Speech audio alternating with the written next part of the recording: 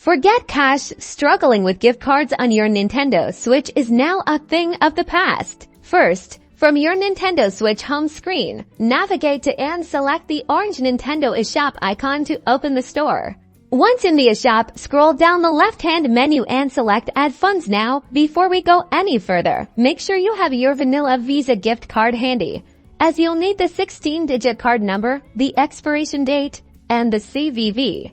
From the Add Funds options, choose Credit Card. This is where you'll input your vanilla Visa gift card details. Carefully scratch off the gray security strip on the back of your vanilla Visa gift card to reveal the 3-digit CVV code. This is usually located near the signature strip.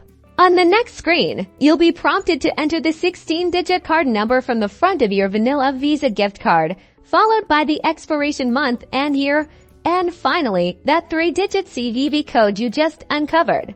After inputting all the details, the system will ask you to confirm the amount you wish to add. Make sure this amount doesn't exceed the balance on your vanilla Visa gift card.